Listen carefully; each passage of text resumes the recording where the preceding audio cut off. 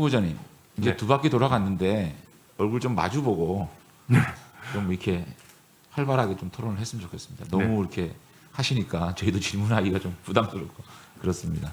네, 알겠습니다. 저도 오전처럼 위원으로서 7분 주십시오. 후보자님, 네. 저희들이 공정성 문제를 이렇게 강조하는 거는요.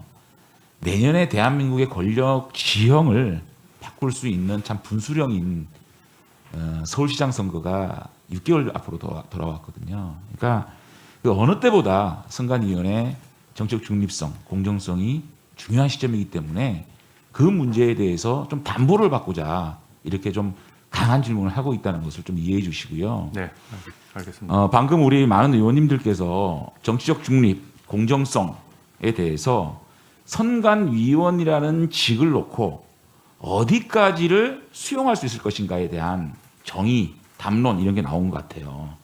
제가 우리 후보자님의 교수로서 또 학자적 양심으로서 이 정치적 현상에 대해서 자신의 견해를 밝히는 것 이거하고 정치 활동하고 좀 구분해야 되지 않겠느냐.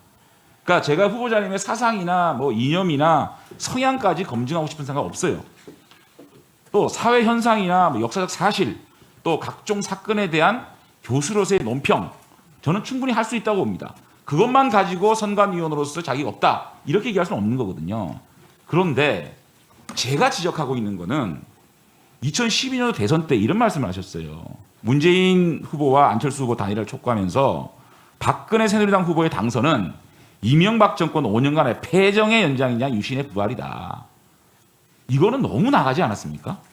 일반적으로 교수의 양심으로 어떤 사회적 현상에 대해서 논평하는 거하고 이거는 직접적으로 대선을 앞두고 이 본인이 반대하는 정당의 후보를 유신의 부활이다.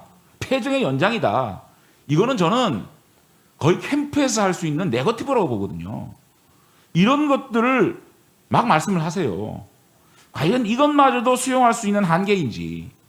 그다음에 2011년도 서울시장 보궐선거 때 나경원은 이명박 오세훈의 재방송이다. 재방송 보고 싶은가요? 이것까지도 우리 선관위원 직책을 잘 공정성을 가지고 할 수 있다라고 수용할 수 있는 정도의 멘트인가. 이거 후보 비하 발언의 저는 수준이라고 보거든요. 저는 이 정도까지는 우리가 수용할 수 있는 문제는 아니다라고 생각하는데 본인은 어떻게 생각하세요? 제 의견에 동의하십니까? 네, 동의합니다. 그러니까 다양한 사회 현상, 뭐 조국 뭐 사건 문제라든지 또 천안함 문제라든지 이런 것에 대해서는 이런저런 얘기는 할 수 있다고 봐요. 자기네 사상이나 이념이나 성향상.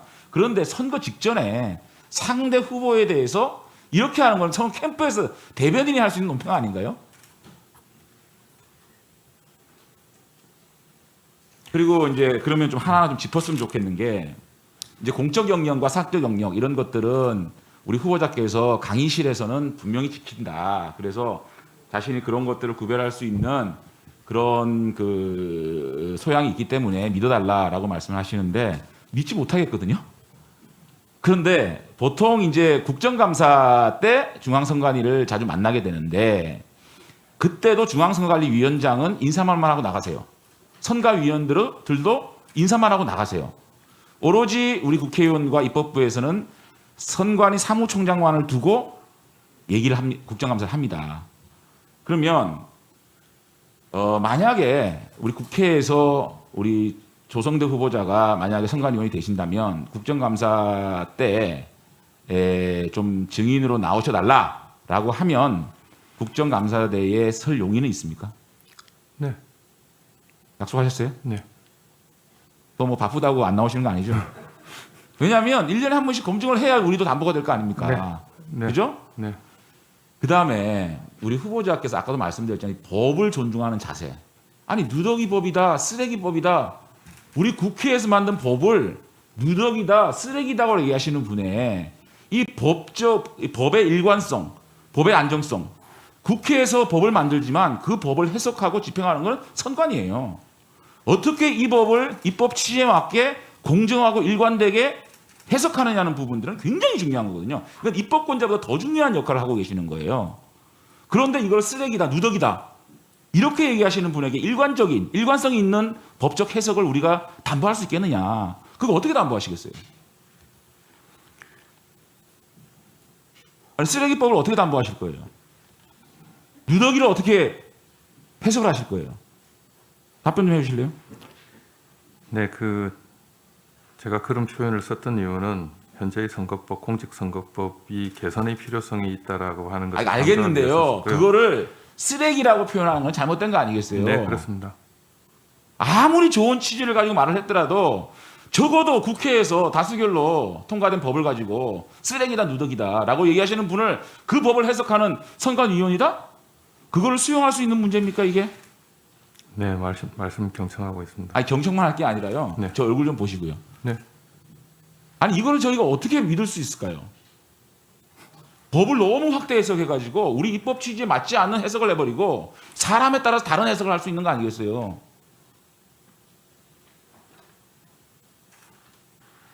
할 말 없어요? 네, 드릴 말씀이 별로 없습니다. 네. 그 다음에 본인이 이제 이 FTA 비준 통과시킨 의원 명단 기억하자, 내년 총선 반드시 심판하자. 저는 이게 가장 큰, 참 어떻게 보면 선관위원으로서는 가장 문제가 있는 발언이라고 생각을 해요.